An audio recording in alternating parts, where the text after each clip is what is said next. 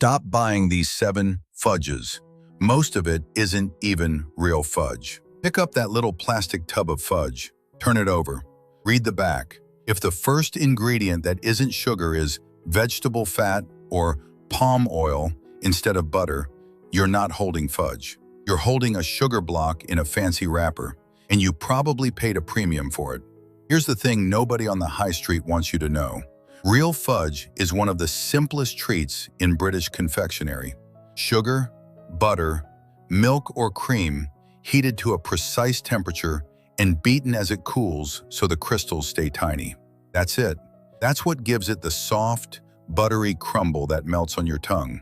But most of what's sold to you, in tourist shops from Edinburgh to Cornwall, in supermarket tubs, in those pretty gift boxes, has been cheapened, swapped, and bulked out until it's barely related to the real thing. Today I'm showing you the 7 fudges to put straight back on the shelf, then 3 signs you've found the real deal. One quick thing first, none of this is dangerous. It won't hurt you. This is about getting what you actually paid for, and most people aren't. Let's start with the worst, working our way up.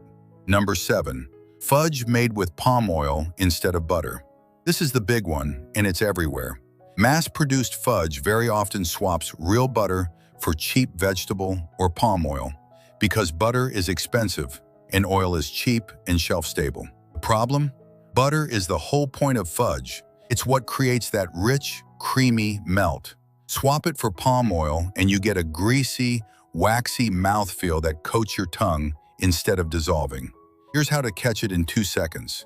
The law says ingredients are listed in order of weight, biggest first. So if you see sugar, then glucose syrup, then vegetable fat or palm oil, and butter is either missing entirely or hiding right down near the additives, you already have your answer. That's the single most common swap on the shelf. And once you start checking for it, you'll be amazed how many luxury tubs fail the test. Number 6, glucose syrup standing in for proper sugar work. Real fudge gets its texture from carefully crystallized sugar. Gentle heating, controlled cooling, patient beating.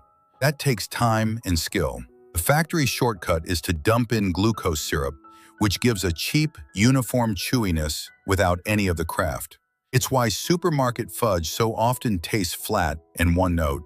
You're tasting a shortcut.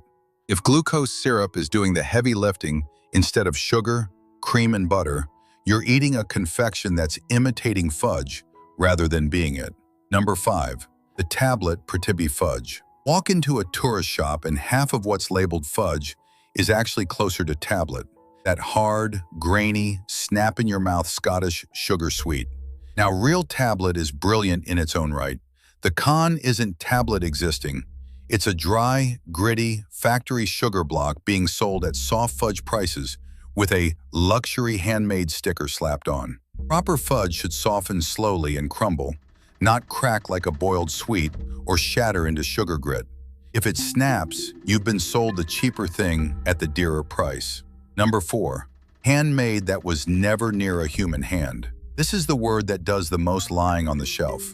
Handmade, artisan, traditional, small batch, none of these are protected, regulated terms in the way you'd hope. A cube stamped out by a machine in a giant batch can still wear an artisan label and a rustic brown wrapper. The branding is doing the work, not the recipe. The tell is always the same. Ignore the front of the pack entirely and read the back. The ingredients list can't lie the way the marketing can. Number 3, the flavor that's all artificial. Clotted cream fudge. Real Belgian chocolate fudge. Whiskey fudge. Sounds gorgeous. But in a lot of cheap versions, that flavor comes entirely from artificial flavorings, not the actual ingredient. There's no clotted cream, no real whiskey, sometimes barely any cocoa, just a synthetic flavor compound doing an impression of the real thing, propped up on a base of sugar and oil. The more extreme and exciting the flavor name, the more worth checking whether the actual ingredient appears anywhere on the list. Number 2, the preservative-packed forever fudge. Real fudge made with butter and cream has a genuinely short life. That's a feature, not a fault. It means it's real. When a tub boasts a shelf life of many months at room temperature, that longevity is usually bought with preservatives, stabilizers, and that same oil, not butter swap, because real dairy simply doesn't last that long sitting on a warm shelf. If it can survive half a year in a plastic tub without refrigeration, ask yourself what had to be taken out and what had to be put in to make that possible. And number one, the tourist trap premium markup. The biggest swindle isn't an ingredient, it's the price. The classic move: a pretty shop in a tourist hotspot, a gleaming glass counter, a freshly made on the premises sign, soft lighting, and a price 2 or 3 times what the same quality costs elsewhere. Often it's bought in from a wholesaler, not made out the back at all. The slab in the window might be there purely for show. And there's real psychology at work. You're relaxed. You're on holiday. The smell of sugar is in the air, and a tenner for a small tub feels like nothing in that moment. That's exactly the state these shops are designed to catch you in. You're not paying for better fudge. You're paying for the location, the window display, and the holiday mood you're in. That's why this tops the list. Every other trick on it gets easier to pull when you're a happy tourist who isn't reading the label. So that's the wall of shame. Notice the thread: oil instead of butter, syrup instead of sugar craft, artificial flavor instead of the real thing, and marketing words doing the heavy lifting. None of it will harm you, but nearly all of it means you're overpaying for something pretending to be what it's not. Now the good news: spotting the real thing is genuinely easy once you know what to look for. Here are the 3 signs. Number 3 of the good list: butter, sugar, milk, or cream at the top. The simplest test there is. Flip the tub, read the first few ingredients. Real fudge leads with sugar, butter, and milk or condensed milk. Full stop. A short, recognizable list you could almost shop for yourself. If you can read every ingredient and they're all things you'd find in a kitchen, you're holding the real thing. Long lists full of vegetable fat, numbered additives, and unpronounceable flavorings are the opposite of a good sign. A rough rule of thumb: if the list is longer than the recipe your nan would have used, be suspicious. Real fudge doesn't need a paragraph of ingredients to be delicious. It needs 4 good ones treated with care. Number 2, the right texture and a short shelf life. Real fudge tells on itself in the mouth. It should be soft enough to give under gentle pressure, then crumble and melt rather than snap or turn greasy. And paradoxically, the best sign of quality is that it doesn't last forever.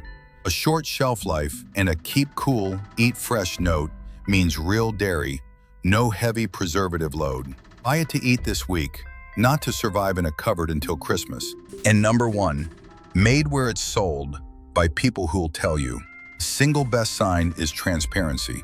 A proper fudge maker, and Britain has loads of brilliant small ones, from Scottish creameries to award-winning confectioners, will happily tell you exactly what's in it and where it was made, because they're proud of it. Watching it being made, slabbed and cut on the premises is the gold standard. The honest shops volunteer the butter, the cream, the method. The dodgy ones hide behind secret recipe and a pretty label. Ask. The answer tells you everything. So now you know the whole game. The rule is dead simple. Ignore the front of the pack, read the back. Butter, not oil. Sugar and cream, not a chemistry set. A short shelf life, not a forever tub. And a maker who's proud to tell you what's in it. Do that and you'll never overpay for a sugar block in a fancy wrapper again. You'll get the real, buttery, melt-in-your-mouth thing every time. A practical tip before you go: next time you're in a tourist shop eyeing that gorgeous glass counter, just ask one question. Is this made here? With butter? Watch how they answer. A real maker lights up and tells you everything. The rest suddenly get very vague. That one question saves you more money than any coupon. If this changes how you shop for one of Britain's best little treats, do me a favor and send it to the person you know who always comes back from holiday with an overpriced tub. And subscribe, because next I'm doing the exact same breakdown on supermarket chocolate, and what counts as chocolate might genuinely surprise you. Look instead for the things that calm and feed the scalp. Rosemary, light water-soluble conditioning, fragrance-free formulas. Because once the scalp settles down, everything else tends to follow. A practical way to do this: don't panic bin everything tonight. Flip your conditioner over and read the list. Spot DMDM hydantoin or a stack of cone silicones high up the ingredients? That's your cue to switch on your next shop. Only ever put conditioner on the lengths, never the roots.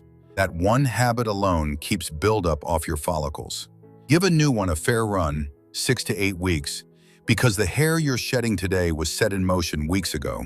And if the shedding is heavy, sudden, or patchy, that's a GP conversation, not a conditioner one. That's the full picture now, shampoo and conditioner both. If this saved your hair even a little stress, the best thing you can do is share it with the one person you know who's been quietly worried about their hairline. Hit subscribe and turn on the bell, because the next one breaks down the styling products doing the exact same damage, and that list might be the worst of all.